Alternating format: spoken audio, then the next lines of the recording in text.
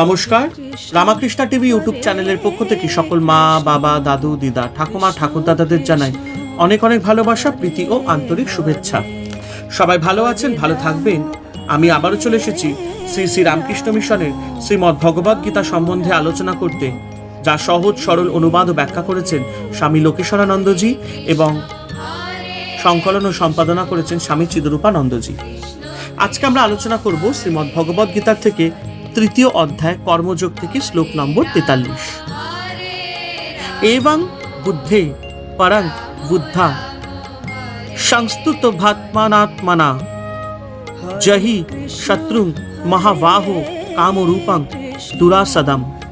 অর্থাৎ, হে অর্জুন, তুমি শুদ্ধ বুদ্ধি দ্বারা মনকে সমাহিত করে বুদ্ধির অতীত পরমাত্মাকে জেনে কামরূপ দুর্নির্বাণ শত্রুকে বিনাশ করো। আমি দেহ নই, মন নই, বুদ্ধি নই, আমি অজর, অমর, নিত্যমুক্ত আত্মা। আমার জন্মও হয়নি, মৃত্যুও হবে না। সুখ দুঃখ ভালো মন্দ কোনো কিছুই আমাকে স্পর্শ করতে পারে না। সমগ্র বিশ্ব ব্রহ্মাণ্ড জুড়ে কেবল আমিই আছি। আমি বলতে এখানে ইন্দ্রিয়, মন, বুদ্ধির অতীত পরমাত্মাকে বোঝানো হয়েছে। কেবলমাত্র বুদ্ধি দিয়ে নয়, এই আত্মতত্ত্বকে বোধ করতে হবে। কামনা বাসনার লেশ মাত্র থাকলে আত্মজ্ঞান লাভ করা যায় না। কামনা বাসনায় বন্ধনের কারণ, নির্বাসনা হলেই মুক্তি। বাসনা যেন দমকা হাওয়া, আমাদের কোথায় উড়িয়ে নিয়ে চলেছে। তবে উপায় কি? ইন্দ্রিয় সংযম ও মনকে বশে আনা। কাম জয় করতে হলে ইন্দ্রিয় মনকে পুরোপুরি নিজের বশে রাখতে হবে। বাসনাই শত্রু, তাকে ভয়ঙ্কর শত্রু জেনে ইন্দ্রিয়গুলির মোড় ফিরিয়ে দিতে হবে। মনকে আলোর পেছনে ছুটতে দেওয়া চলবে না।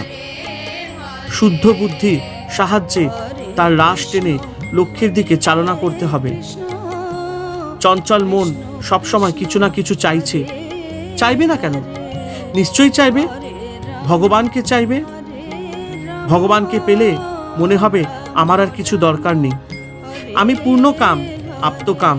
একটু আসক্তি থাকলে হবে না। সুতোর মধ্যে একটু আঁচ থাকলে সূচের সুতো পুরানো যায় না। মন পুরোপুরি অনাসক্ত হলেই ভগবানকে পাওয়া যায়।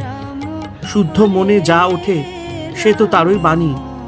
শুদ্ধ মন যা, শুদ্ধ বুদ্ধি তাই আবার শুদ্ধ আত্মা, কেননা তিনি বই আর কিছুই শুদ্ধ নয়। এখানে শ্রীকৃষ্ণ অর্জুনকে লক্ষ্য করে আমাদের সকলকে উৎসাহ দিচ্ছেন। বলছেন, তোমাদের নিজেদের ইন্দ্রিয়গুলিকে বশে আনতে হবে। বাসনা ত্যাগ করা অতি দুরূহ কাজ, কিন্তু দুঃসাধ্য নয়। বিবেক বৈরাগ্যকে সাথী করে তোমরা নিশ্চয়ই বাসনাকে জয় করতে পারবে, আর তখনই তোমাদের প্রকৃত স্বরূপ উপলব্ধি হবে। কামনা এমন সূক্ষ্মভাবে মানুষের অন্তঃকরণে অবস্থিত থাকে যে তাকে অনেক স্থলে বুঝতেই পারা যায় না। এই জন্য এই দুর্বিজ্ঞ সূক্ষ্মরূপী দুর্জয় শত্রুকে সমূলে বধ করতে হলে সেই পরম পুরুষ পরমাত্মাকে জেনে তার আশ্রয় গ্রহণ ব্যতীত অন্য কোনো উপায় নেই।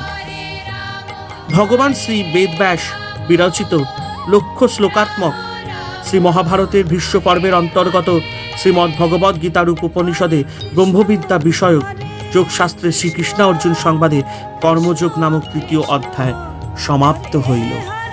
হরে কৃষ্ণ কৃষ্ণ কৃষ্ণ হরে হরে, হরে রাম রাম রাম হরে হরে। জয় শিব শম্ভু, জয় দেবী দুর্গা দুর্গতি নাশিনী, জয় মা কালী।